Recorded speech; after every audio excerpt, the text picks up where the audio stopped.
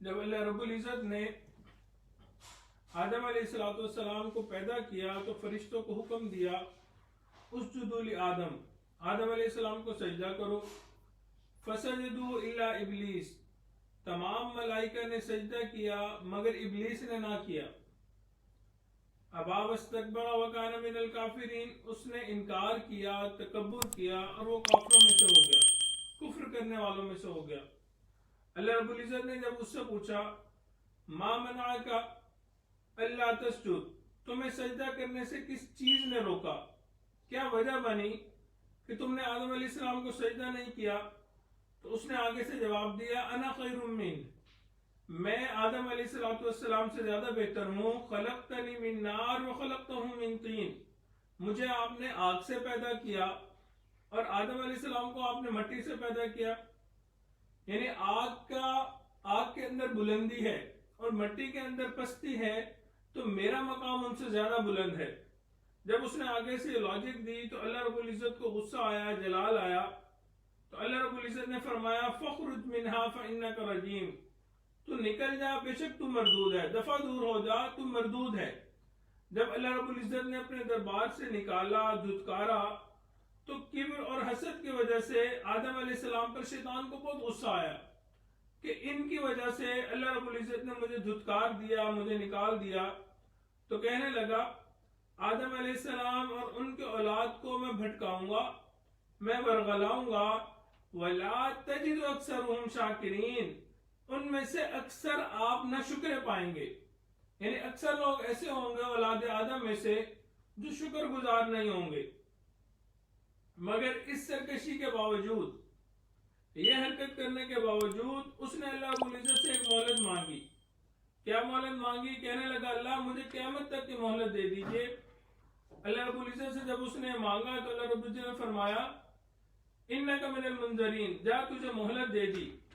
جب اس کو مہلت مل گئی تو ایسا مردود ہے، اس وقت اس نے پھر قسم کھائی. کیا کہنے لگا؟ کہا فبعزتک، اللہ مجھے آپ کی عزت کی قسم، لأغوینہم اجمعین، میں ان سب کو بھٹکاؤں گا، ورغلاؤں گا. جب اس نے قسم کھا کے اللہ رب العزت کو کہا فبعزتک لأغوینہم اجمعین، تو اللہ رب العزت کی رحمت کو بھی جوش آیا. تو اللہ رب العزت نے آگے سے 3 قسمیں کھائیں. اللہ رب العزت نے کیا فرمایا؟ وعزتی، مجھے اپنی عزت کی قسم، وجلالی، مجھے اپنے جلال کی قسم، وارتفاع مکانی، مجھے اپنے اونچے مقام کی قسم، لا ازال اغفر لهم استغفرونی، میرے بندے گناہ کرتے رہیں گے، جب یہ توبہ کرنے کے لیے میرے پاس آئیں گے میں ان کی توبہ قبول کر لوں گا. تو شیطان نے ایک قسم کھا کے کہا کہ میں ورغلاؤں گا، بھٹکاؤں گا، اللہ تجھ سے دور لے جاؤں گا، اکثر ناشکرے ہوں گے. اللہ رب العزت نے آگے سے 3 قسمیں کھائیں، وعزتی، وجلالی، وارتفاع مکانی. تو اللہ رب العزت نے 3 قسمیں کھائیں. جب اس نے قسم کھا کے یہ بات کر دی اور اللہ رب العزت نے قسم کھا لی تو اب معاملہ کیا بنا؟ گویا یہ ایک مقابلہ شروع ہو گیا جو حق اور باطل کے درمیان تھا، جو شیطان اور اولاد آدم کے درمیان. اب یہ مقابلہ اس وقت سے شروع ہو گیا جب شیطان کو مہلت مل گئی اور آدم علیہ السلام کے مقابلے میں قوت بھی مل گئی. بلکہ اللہ رب العزت نے کہا تجھے ایسی قوت دے دی کہ 24 گھنٹے مکر و فریب کر سکے گا، نہ تجھے نیند آئے گی، نہ کھانے کی پریشانی ہوگی، نہ کوئی اور حاجت اور ضرورت ہوگی. مزید یہ کہ تیری اولاد بھی بہت جلدی بڑھے گی، اور اس سے بڑھ کے یہ کہ تو اولاد آدم کو نظر بھی نہیں آئے گا. تو اب شیطان کو کھانے پینے کی بھی فکر نہیں، اس کو کوئی اور بھی حاجت نہیں، اولاد بھی اس کی تیزی سے بڑھتی ہے اور وہ کسی کو نظر بھی نہیں آتا. جب اس نے سنا کہ میں 24 گھنٹے بہکا سکوں گا، 24 گھنٹے آدم علیہ السلام کی اولاد کو ورغلاؤں گا، بھٹکاؤں گا، نظر بھی نہیں آؤں گا اور میری اولاد بھی زیادہ ہوگی، تو شیطان نے کہا اولاد آدم میں سے کسی کو بھی سیدھے راستے پہ نہیں چھوڑوں گا، میں سب کو بھٹکا کے رکھ دوں گا. اس پر آدم علیہ السلام پریشان ہوئے. انہوں نے اللہ رب العزت سے التجا کی یا اللہ مجھے اور میری اولاد کو یہ تو بہت بڑی آزمائش میں ڈال دیا گیا. میری اولاد اور ہم بچیں گے تو اللہ رب العزت نے ارشاد فرمایا اے آدم علیہ السلام جب بھی تیری اولاد میں سے کوئی بھی بندہ شیطان کے بھٹکاوے میں آ گیا، ورغلاوے میں آ گیا، گناہ کرنے لگ گیا، گناہ کرتے کرتے ایک دن اس کو ندامت و شرمندگی ہوئی، وہ میرے در پہ آیا، اس نے سچے دل سے مجھ سے معافی مانگی، میں پروردگار اس کے تمام گناہوں کو معاف کر دوں گا۔ تو آدم علیہ السلام خوش ہو گئے اور شیطان رونے لگا کہ اللہ سالوں میں نے محنت کی ہوگی، کیا کیا دجل فریب میں نے کیے ہوں گے بندے کو بھٹکانے کے لیے، ورغلانے کے لیے، اور وہ بندہ آپ کے سامنے آئے گا، نادم و شرمندہ ہوگا، دل میں توبہ کرے گا، آپ اس کے تمام گناہ معاف کر دیں گے۔ اللہ رب العزت نے فرمایا ہاں میں اولاد آدم کے تمام گناہوں کو معاف کر دوں گا۔ تو یہ بات سمجھ لیجئے کہ اللہ رب العزت کو شیطان سے ذاتی عداوت ہے۔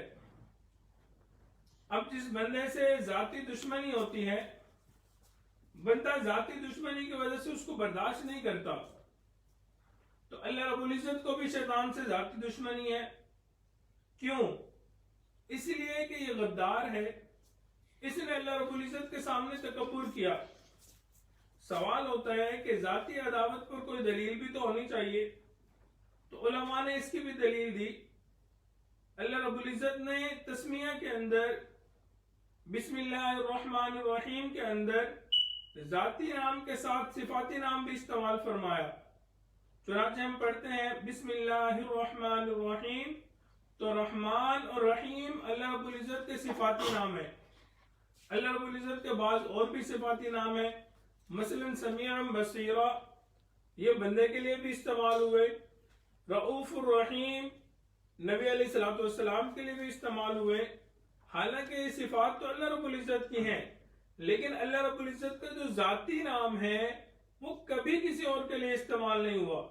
لہذا جب شیطان کا معاملہ آیا تو اللہ رب العزت نے اپنے بندوں سے کہا دیکھو جب تمہیں اس بدبخت سے حفاظت مطلوب ہو، اس کے تم پر حملے ہو رہے ہوں، تم مجھ سے پناہ میرے ذاتی نام کے ساتھ مانگنا، میں پروردگار تمہارے سب گناہوں کو معاف کر دوں گا، شیطان سے بچا لوں گا۔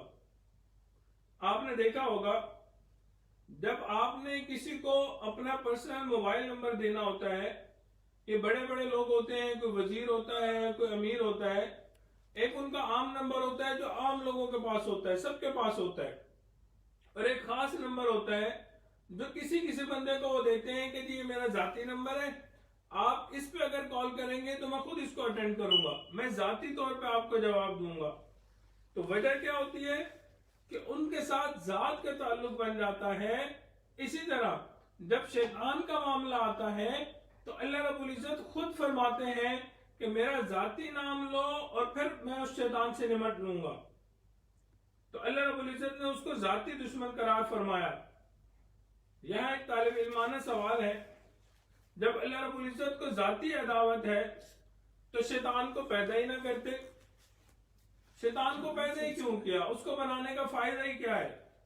خام خواہ بندوں کو ورغلاتا ہے، گناہ کرواتا ہے، اللہ رب العزت سے دور لے کے جاتا ہے، خود تو وہ بدبخت بنا ہی بنا، اولاد آدم کو بھی خراب کرتا ہے، لوگوں کو بھی بگاڑتا ہے، ان سے بھی گناہ کرواتا ہے، تو اس کے پیدا کرنے میں کیا فائدہ ہے؟ اللہ رب العزت نے اس میں کیا فائدہ دیکھا؟ اللہ رب العزت جزائے خیر دے علماء کرام کو، انہوں نے رہنمائی فرمائی۔ ایک مثال سے سمجھیے، جس طرح ماں کا ایک بیٹا ہوتا ہے اور وہ بگڑ جاتا ہے تو ماں اپنے بیٹے کو الزام دینے کی بجائے پہلے اس کے دوست پر الزام رکھتی ہے کہ میرا بیٹا تو اچھا تھا، اتنا نیک تھا، اتنی اچھی طبیعت والا تھا، اس کے دوست ایسے تھے جنہوں نے اس کو بگاڑ دیا۔ تو وہ اپنے بیٹے کو بچاتی ہے، دوستوں کے اوپر بلیم ڈال دیتی ہے کہ دوستوں کی صحبت کی وجہ سے میرا بچہ بگڑ گیا۔ اسی طرح اگر کوئی بیوی ہو، اس کا خاوند اس کو بہت تنگ کرتا ہو، جب وہ تھک ہار جاتی ہے تو خاوند کو بلیم نہیں کرتی، کہتے ہیں میرا خاوند اچھا بندہ تھا، اس کے جو دوست تھے، اس کی جو محفل تھی وہ بری تھی، اس محفل مجلس کی وجہ سے میرا خاوند بگڑ گیا ہے۔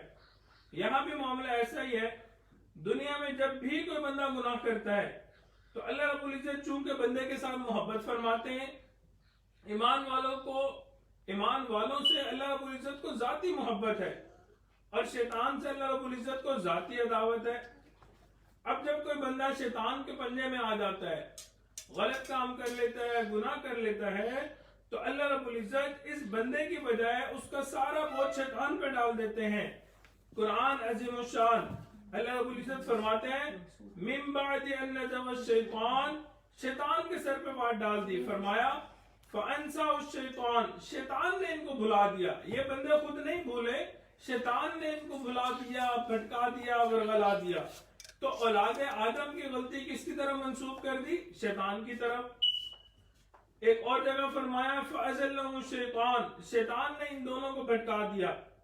اب جنت کا دانہ کھانے والے تو آدم علیہ السلام اور اماں حوا تھی، لیکن جب تذکرہ کیا تو نسبت کس کی طرف کر دی؟ شیطان کی طرف، کہ شیطان نے ان کو بھلا دیا جس کی وجہ سے وہ کھانا کھا چکے، دانہ کھا چکے۔